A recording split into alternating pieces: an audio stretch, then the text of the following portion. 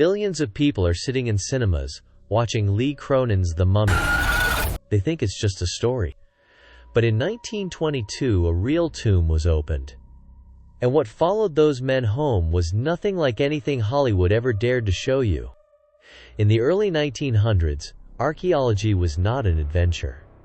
It was cold, methodical, scientific. And Hugh Evelyn White was one of its finest instruments. Hugh was a Cambridge-trained scholar. He did not believe in curses. He did not believe in ghosts. To him, ancient Egypt was just a puzzle, made of crumbling stone and dried skin. He believed in evidence, in precision, in logic. So when Howard Carter's team cracked the seal of Tutankhamun's tomb in 1922, they didn't just need treasure hunters. They needed someone who could document the dead without flinching. That was Hugh. His job was to spend weeks, months inside that cramped, airless chamber, cataloging every inch of the boy king's remains. He thought it was just a job. He was wrong.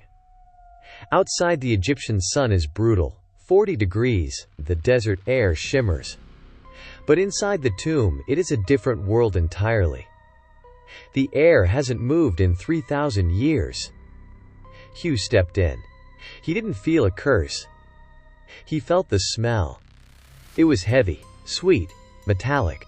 As Hugh knelt beside the sarcophagus, his face was inches from the mummy. But he wasn't dazzled by the gold. He wasn't interested in the treasure. He was there for the body. His job was to cut the king away from his own coffin.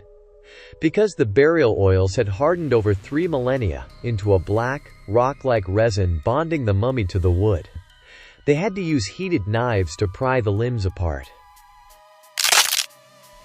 Every time an ancient bone snapped, a cloud of fine black dust rose into the air. Hugh didn't wear a mask. Nobody did. Back then. He breathed it in, all of it. 3,000 years of preserved death entering his lungs with every breath. The excavation took months. And toward the end of it, Hugh began to change. His letters home became shorter, colder. His colleagues noticed he would stop mid-sentence, staring into the dark corners of the burial chamber.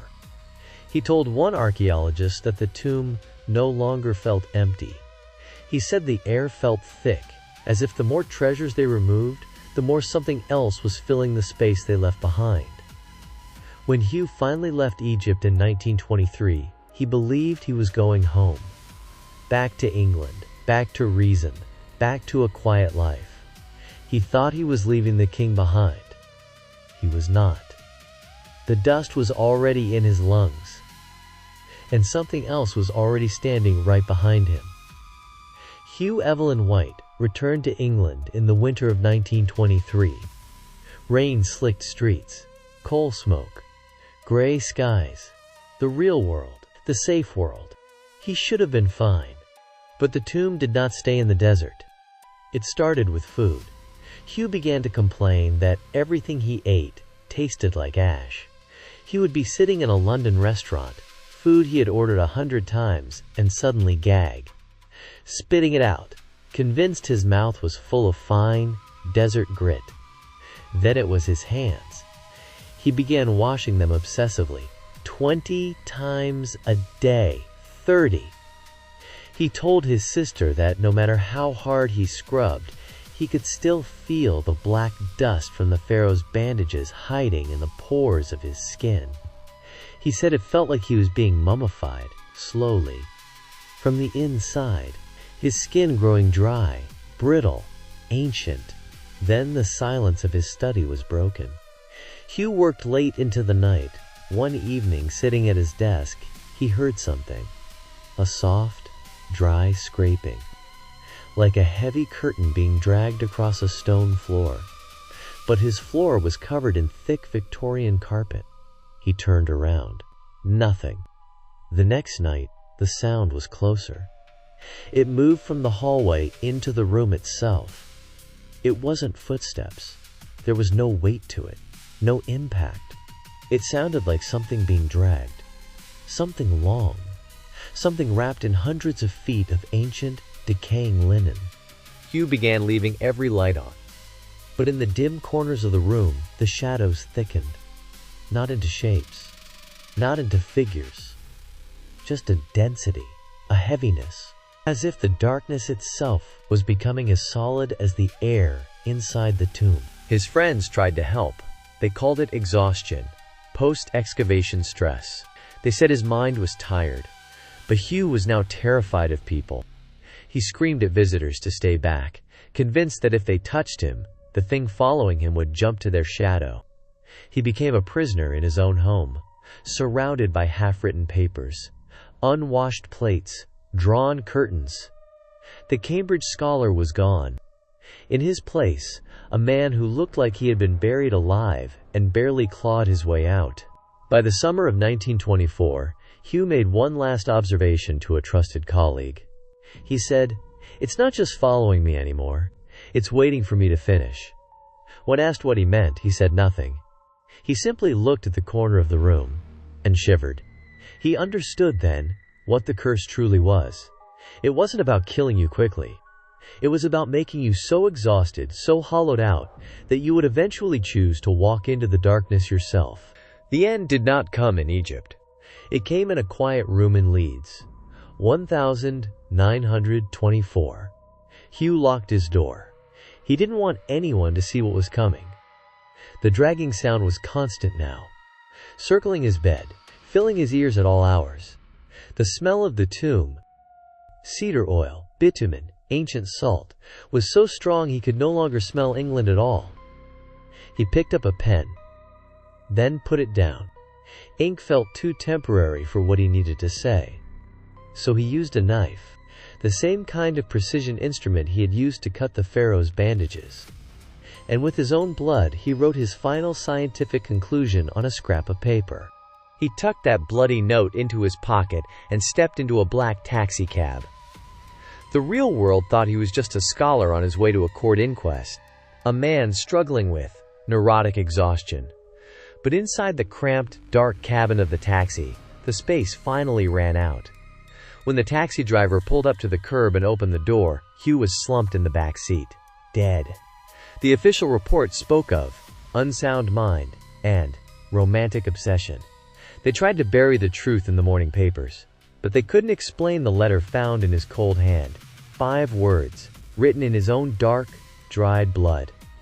"I have succumbed to a curse which forces me to disappear." He didn't write, "die." He wrote, "disappear." As the coroners lifted him, they noticed something that wasn't in the newspaper. Despite the damp Leeds weather, Hugh's skin was unnaturally dry, brittle, like 3,000-year-old parchment. And as they moved him, a fine black sand spilled from his clothes, a dust that smelled of ancient oils, and a desert 3,000 miles away. To the scientists, she is artifact BM 22542. A painted wooden coffin lid, late 21st dynasty, approximately 3,000 years old. To everyone else, she has a different name, the unlucky mummy. She is not a body, she is the outer casing of a coffin, built to protect the remains of a priestess of Amen-Ra, a high-ranking woman who served the gods in ancient Thebes. In Egyptian belief, the face painted on the coffin was not decoration. It was a receiver for the soul. It had to be a perfect likeness, so the spirit could find its way home after death. When this lid was torn from its tomb in the 1860s, it wasn't just wood being moved. It was a priestess, suddenly homeless, and very, very angry. The 4 Englishmen who first purchased her did not lose their money. They lost far more. One vanished in the desert, never found. One lost his arm to a mysterious gunshot wound. 2 died of sudden, unexplained illness within weeks of acquiring her. But the real horror began when she entered the British Museum. Staff began reporting a heavy vibration coming from her storage crate, as though something inside was pressing against the wood. Night guards swore they heard sobbing from behind the gallery doors after closing time. One visitor reportedly spat on her display glass in contempt. Within a week, his child was dead. The museum was flooded with letters, not from admirers, from terrified citizens begging them to destroy her. The situation became so severe that the British Museum did something it had never done before. They issued an official public statement. Think about that. One of the world's most prestigious scientific institutions felt compelled to publicly declare that a wooden artifact was not responsible for killing people. They called it coincidence, mass hysteria, superstition, but the public understood something the museum did not. You do not argue with something you aren't afraid of. The denial became the confession. Even cameras failed around her. When a photographer attempted to capture her image for the official archive, the developed photograph showed something impossible. The painted wooden face was gone. In its place a woman, flesh and blood, eyes wide, cold, furious. Then came 1912. The story persists to this day. The British Museum, exhausted by the deaths and the public pressure, quietly arranged for the artifact to be shipped to America. It was packed into a crate and loaded into the cargo hold of a ship making its maiden voyage, a ship called the Titanic. When the iceberg struck, some say it was not an accident. Some say the priestess of Amun-Ra had simply found a way to drag the world that had disturbed her down into the dark with her. Today, artifact BM 22542 still sits in room 62 of the British Museum. The staff will tell you she is just wood and ancient paint, but notice how they never look her directly in the eyes. And notice how after the sun goes down, none of them ever try to take her picture. Beyond the rumors, there are official records, witnessed by professionals, logged in museum archives, events that textbooks refuse to explain. In March 1971, the world lost one of its greatest Egyptologists, Walter Emery, 71 years old, a man who had spent decades staring into the face of the ancient dead without blinking. Official records claim he died of a stroke. But among his excavation team, a much more chilling story began to spread. His assistants reported that in his last days, Emery had become quiet, watchful, afraid. He claimed that at night, a long, transparent shape would glide through the excavation pits, watching the men work, never approaching, just watching. On the day he died, Emery stepped into his office bathroom. His assistant heard a crash, forced the door open. He found Emery paralyzed, both hands locked around the edge of the sink, eyes fixed on the empty air behind the door, his face a mask of absolute terror. His last words were a raspy whisper. "He is here. He came back with me." The doctors could not explain the sudden, total collapse of his nervous system. It was as if his body had simply short-circuited from fear. The most violent records come from the laboratories. Amenhotep I is a pharaoh who has remained sealed in his original burial wrappings for over 3,000 years. He is perfectly preserved, and he appears determined to stay that way. In the late 1960s, a specialized team attempted to use high-frequency scanning equipment to see beneath his burial shroud. The moment the machines powered on the laboratory lost all power. Not a flicker, not a brownout. A surge so violent it melted the internal wiring of the scanners. But the real horror came afterward. For weeks, every researcher in that room reported the same auditory hallucination. A piercing, metallic shriek, like fingernails clawing at the inside of a glass coffin. One by one, the team resigned. None of them ever returned to the study of mummies. They had come to understand something the textbooks would never print. The king was not just a body. He was a warning. In the modern museum, we believe we are in control.